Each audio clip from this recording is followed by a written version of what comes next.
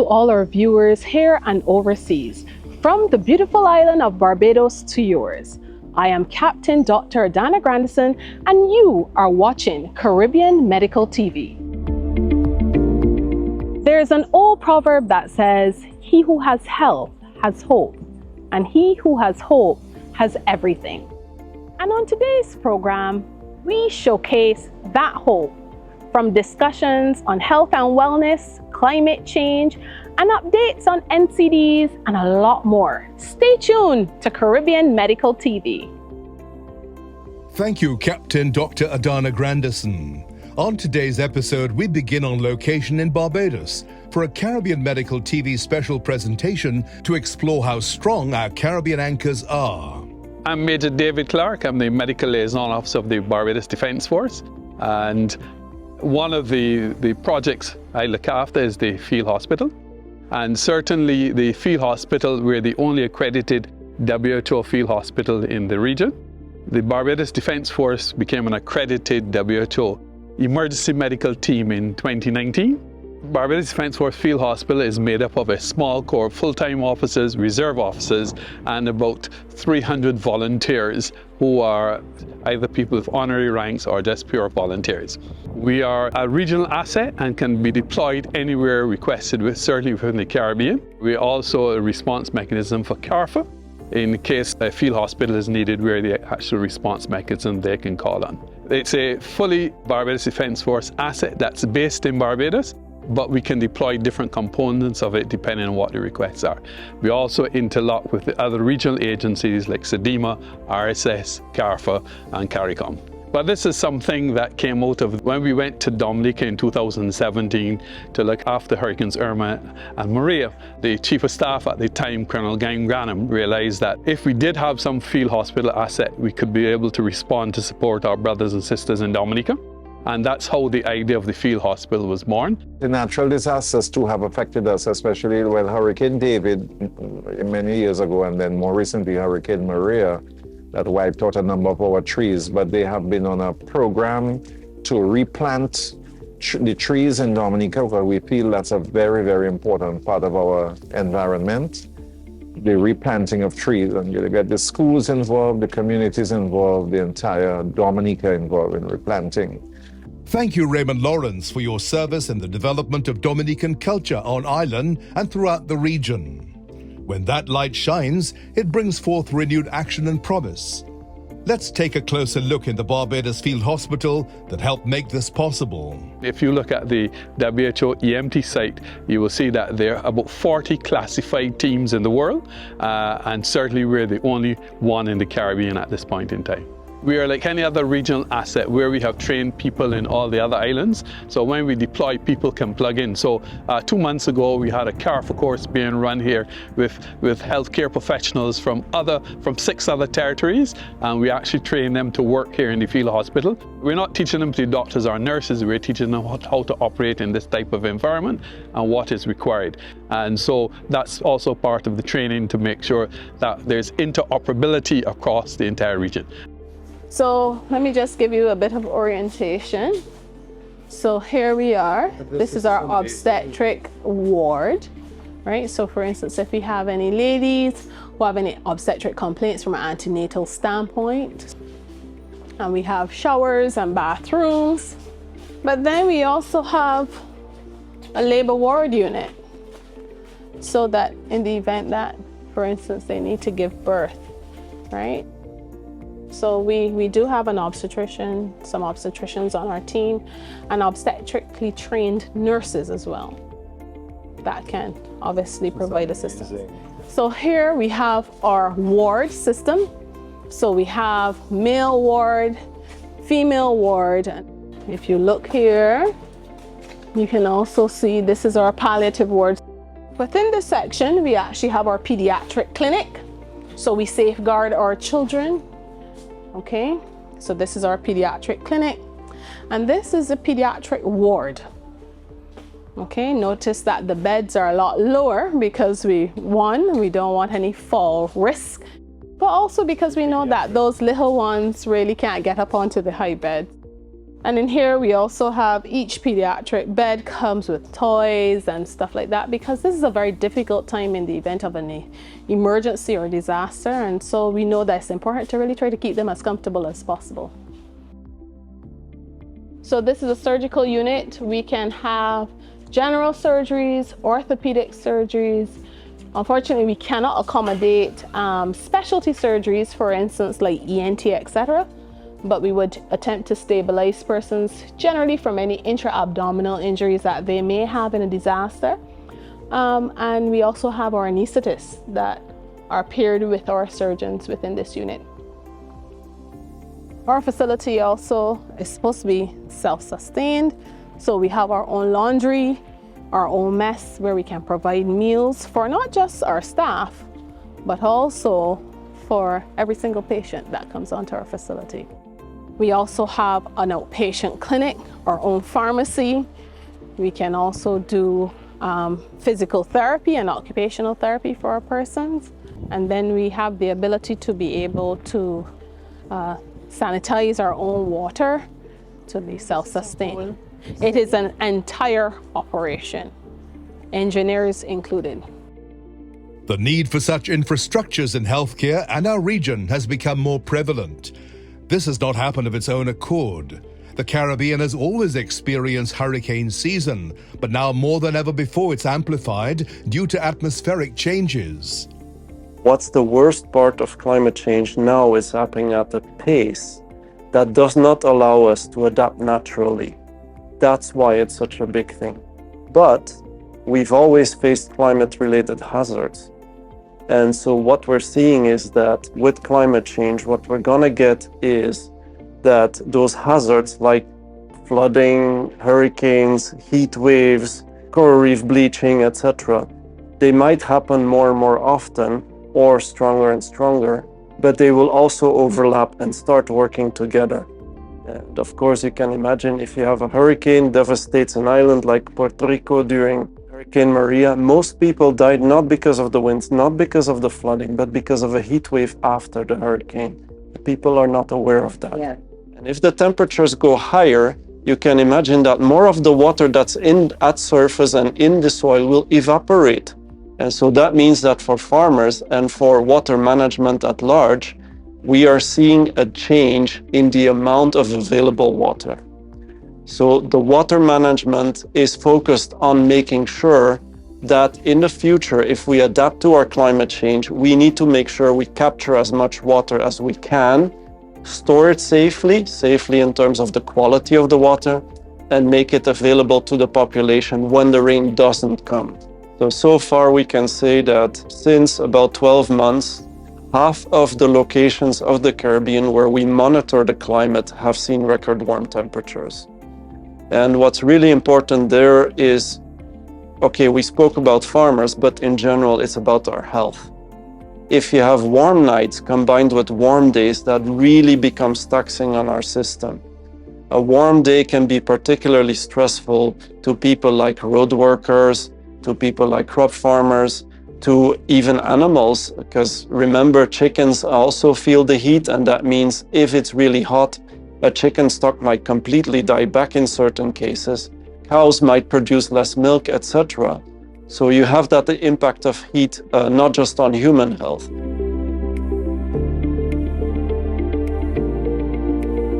Hi, I'm Captain Dr. Adanna Grandison, and I hope that you're enjoying today's program, where science meets community, culture meets perspective, and health and wellness continues to be at the forefront of our discussion in order to ensure that our region gets to where it needs to be. You're watching Caribbean Medical TV.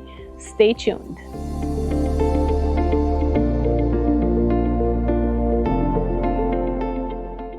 Hello, I am Nigel Batiste, Group President and Chief Executive Officer of Republic Financial Holdings Limited.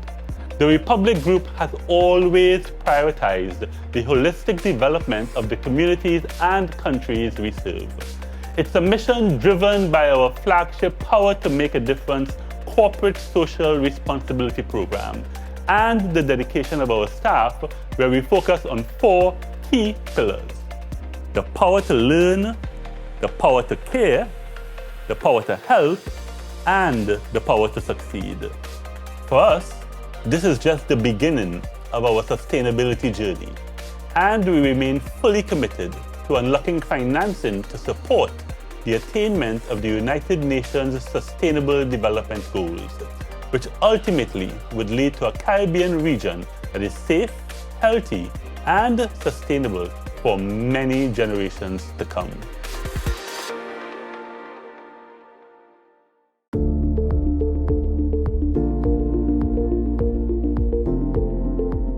I came to my father's farm at 7 years of age into Carson Field.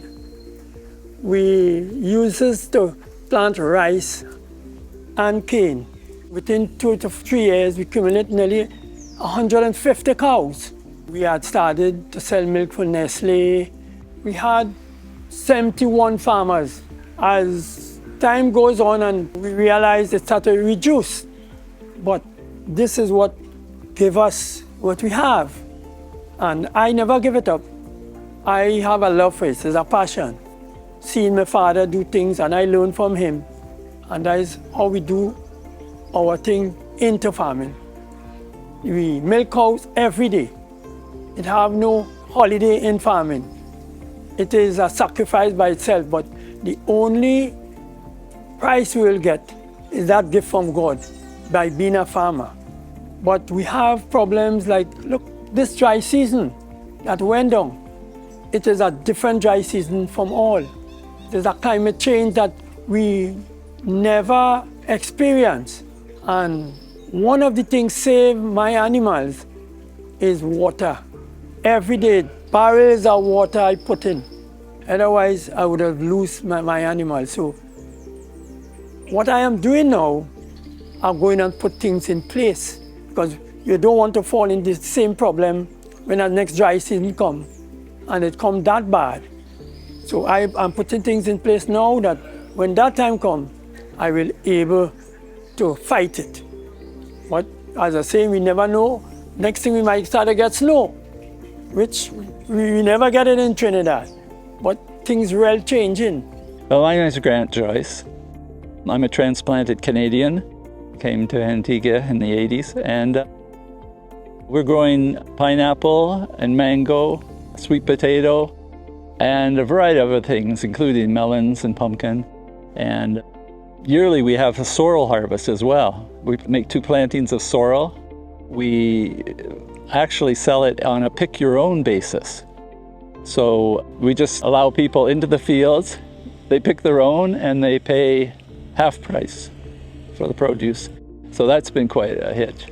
People like that. We're very proud of our pineapple, but unfortunately there's less and less pineapple over time. There's just fewer farmers. So we're hopeful that we can see it through for many generations, because it has so many characteristics that will benefit people and as well as the land itself, because we're very short of water most years. And the pineapple can conserve its water. We don't have water to over-irrigate. These actually have a relatively low water content, and that allows them to have a longer shelf life. Generally, fruits and vegetables with a high water content will deteriorate and spoil quickly. The Antigua pineapple came here maybe thousands of years ago. It's now naturalized and adapted to the environment. So we're thrilled with that. We're not fighting the environment. We work along with the environment. Thank you, John and Grant, for sharing your vital perspectives. Thanks to all our farming communities in every island for the necessary and vital work. The Caribbean Community and Support System embodies the anchors needed in addressing issues that affect all of us. Such challenges have amplified in recent years, some we have not even begun to realize in the case of a warming climate. Now, if we think about specific persons or sections of the population that are more often in positions of vulnerability to the heat, let's think about our children. Children, for instance, as you know, in most schools in the Caribbean, we don't have AC. Because we don't have AC, the children are exposed to very hot temperatures in the classroom.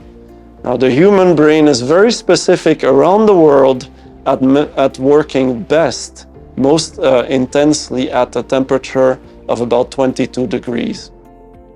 But in the Caribbean, the classroom temperatures are often 35 degrees. And per degree Celsius, higher than 22 degrees, the child's learning capacity decreases by 2%. So imagine that. Just because of being in the classroom in a warm country like the Caribbean, our children are already experiencing the negative effects of a warming climate in terms of their learning capacity decreasing by up to 20% during heat waves. You know, long ago they used to have, oh, the child play in the dew. And that's why I've heard that from my grandmother, cover the child head because the child in the dew.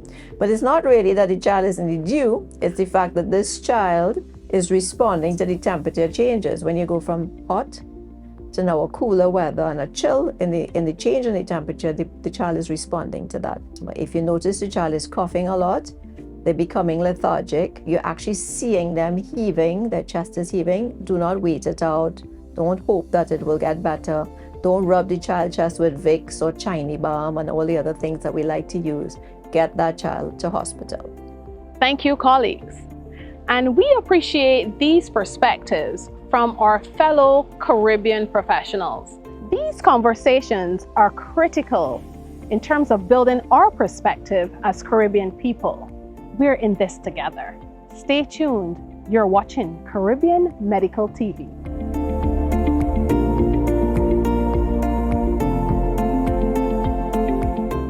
Medcorp Limited, Trinidad's first internationally accredited healthcare provider and one of the nation's top healthcare institutions.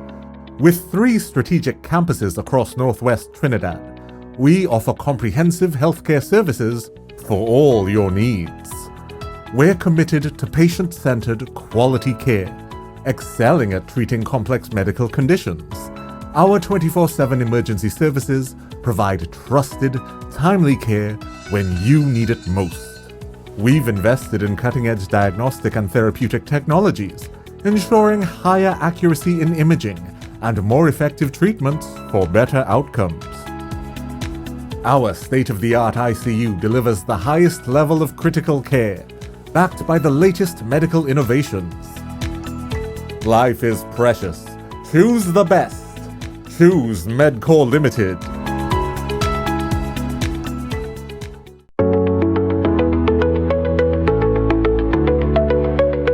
At the EximBank, we provide our clients with the financial resources to enable them to increase their foreign exchange earnings. And it is working. Let's look at it from a national, then a regional, and then a global context. Regionally, tourism is back, and back big. The young people, through creativity, innovation, and via various existing international platforms, can create businesses that are geared to the international markets from the get-go. EximBank is the only official export credit agency in Trinidad and Tobago. We are the preferred option for export financing, with a core focus on developing the export potential of Trinidad and Tobago as a mechanism to diversify the economy and increase non-energy foreign exchange earnings. EximBank stands ready to help companies achieve their export ambitions. Let's celebrate success.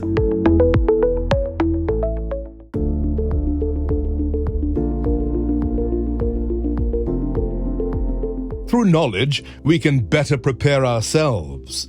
Let's travel across the region and hear from some of our specialists scenarios we should be more aware of. We are all islands. We're surrounded by water.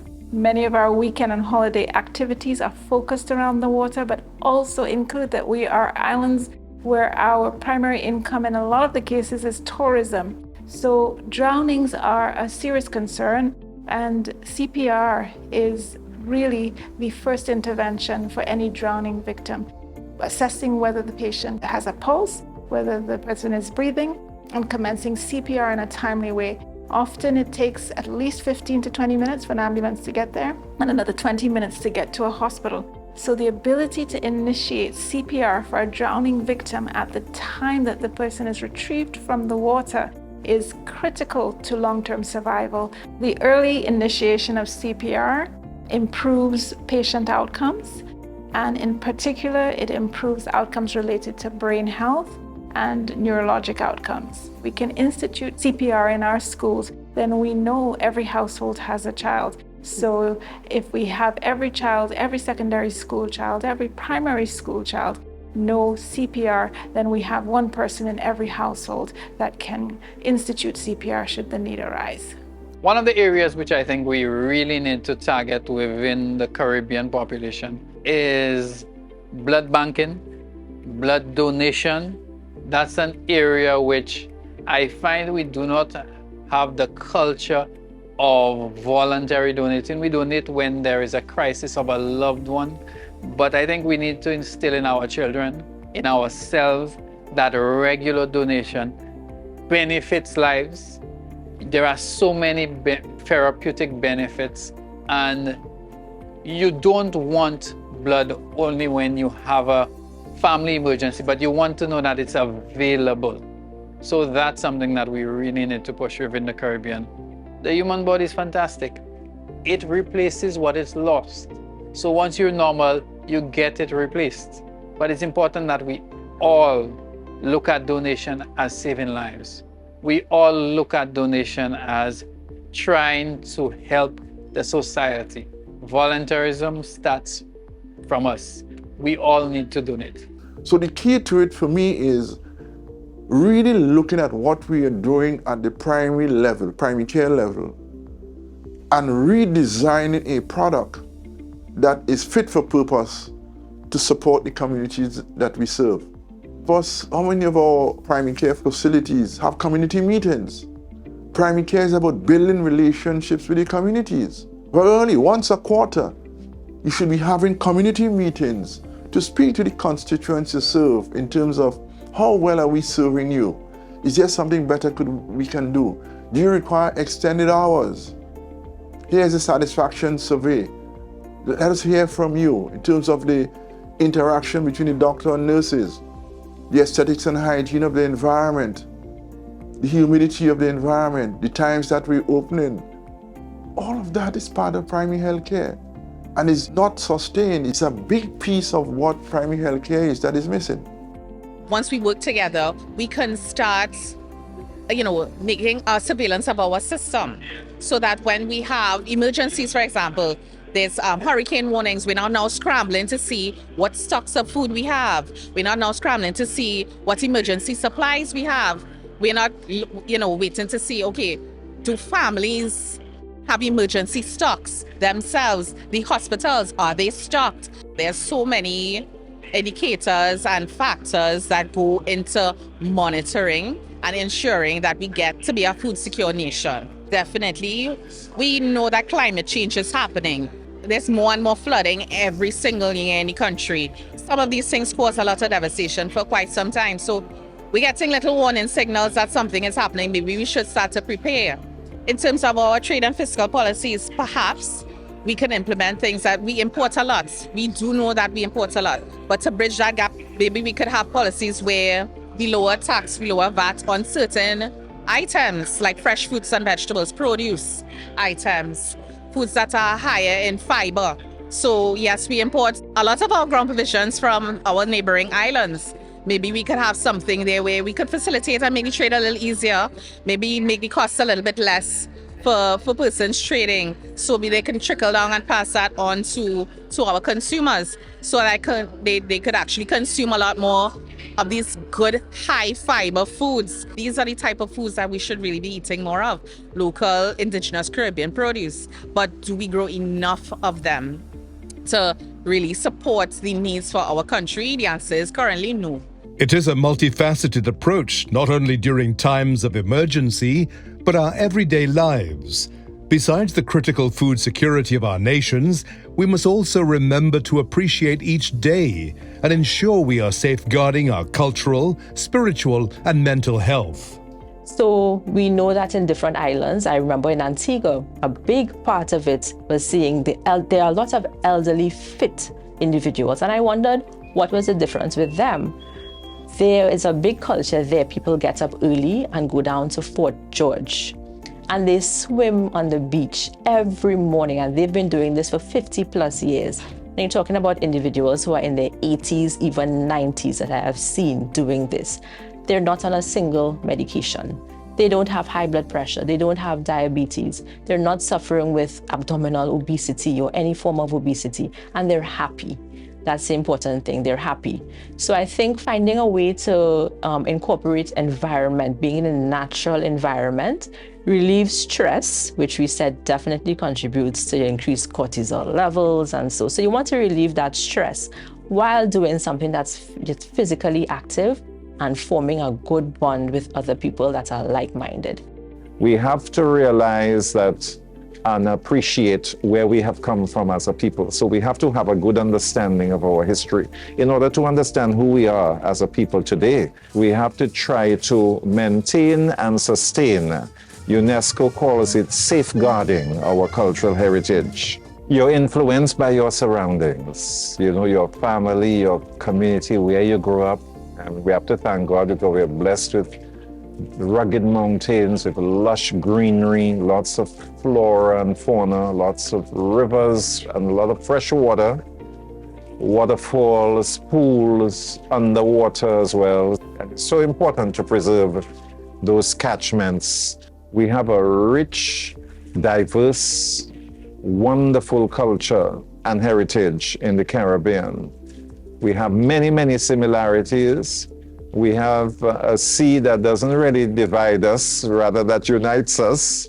We have many events. We continue to build togetherness, understanding and cooperation in the region. So when you think of it, that helps build our sense of Caribbean identity and national identity as a people. So I think it's important, and culture has a very important role to play in helping people to work together. Culture has a big role in regional integration, collaboration, and understanding. Exactly right, Raymond. And our environment is a key indicator of our regional health. Our cultural, spiritual, physical, and mental health are all interconnected and play a vital role, not just in our homes, but society itself.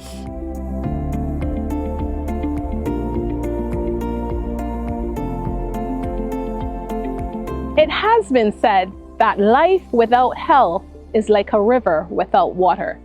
The World Health Organization defines health as a state of complete physical, mental, and social well-being, and not the mere absence of disease or infirmity.